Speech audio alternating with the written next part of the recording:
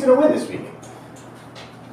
I pretty much can bet on the Patriots winning. I mean, it'd be cool to see Matt Ryan and the Falcons win, but I think, I don't know, the Patriots are too good.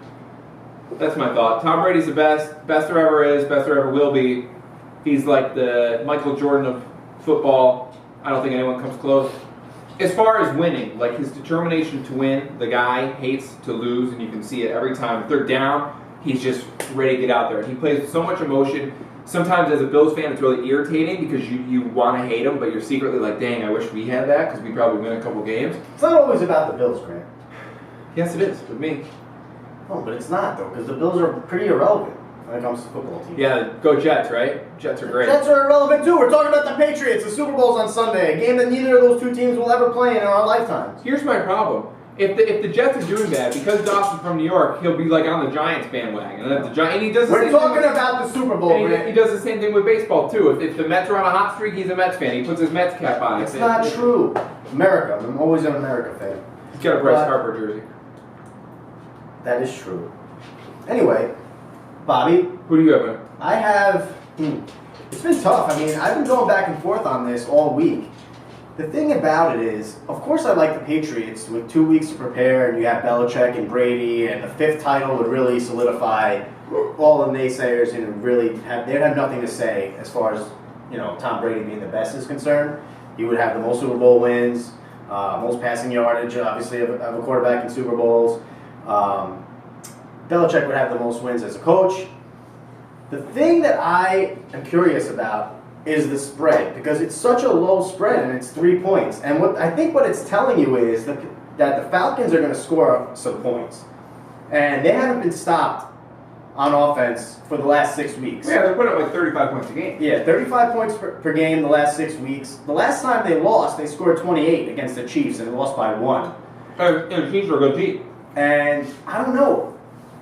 Is the Patriots defense really good enough to keep this team at bay? I know they could probably score with the Falcons, but you get these Super Bowls and it's seemingly never a high-scoring game. It's always kind of sluggish, and teams that are relatively unfamiliar with each other, with it being AFC versus NFC, right, are playing for the first time. So there's usually an adjustment period and time to get used to it. But this game, you have the Falcons, and they have a lot of big names. They have a lot of guys that you can foresee being Hall of Famers or All-Pros in the future. You got Julio Jones and Matt Ryan and, Mohamed Sanu, and you got Devontae Freeman, Tevin Coleman, Vic Beasley Jr. I mean, these guys are becoming household names. Sure. So if anybody can take down the Patriots, I think it would be a team like this, a team with some players that are really hitting their stride and coming into their prime. And Matt Ryan's always been a big-time, big quarterback, big game player, all the way back to his college days. Right. Then another element that makes me like the Falcons a little bit too is Dan Quinn. He was the defensive coordinator for the Seahawks when they lost that tough game to the Patriots 2 years ago. Right. So he's got a little experience. Got to run the ball, Pete. Pete Carroll, you run the ball. With Marshawn Lynch, you run the ball. Anyway. But it's not Quinn's choice. That had nothing to do with him. But he's going to have a little experience against Belichick in a big game. So I think that helps them a little bit. Then on the offensive side, you have Kyle Shanahan, who is one of the hottest offensive coordinators in the game right now. Yeah, I'm sure. He got his playbook stolen. Of course, the Patriots coaches stand up to them. Right. When it comes to name and credibility and stature. But this Falcon team might be at the prime time and the prime moment to take down the Patriots. But here's the question. Does the veteran group, these guys have all been to multiple Super Bowls before with the Patriots, how does that stack up against a team that, they said they have 3 players that have been to the Super Bowl on that team versus half the Patriots team? So how does that stack up as far as, veteran experience in the Super Bowl? Well, you are going to have probably a period of time where the lights are bright and these guys, that's the thing you got to hope for. You're hoping that these guys are ready for this moment and aren't going to make the mistakes. It's been a very quiet 2 weeks down in Houston. There hasn't been any off-the-field issues with the Falcons.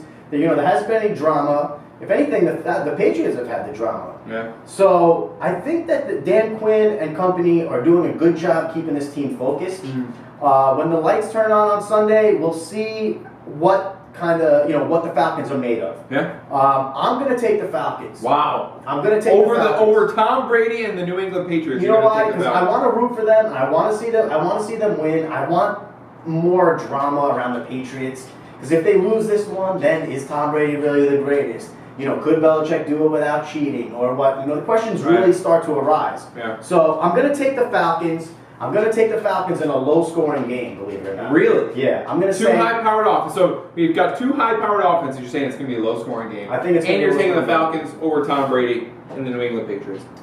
We got to put money on this because we did a bet today. I bet that he couldn't do 30 push-ups in a row.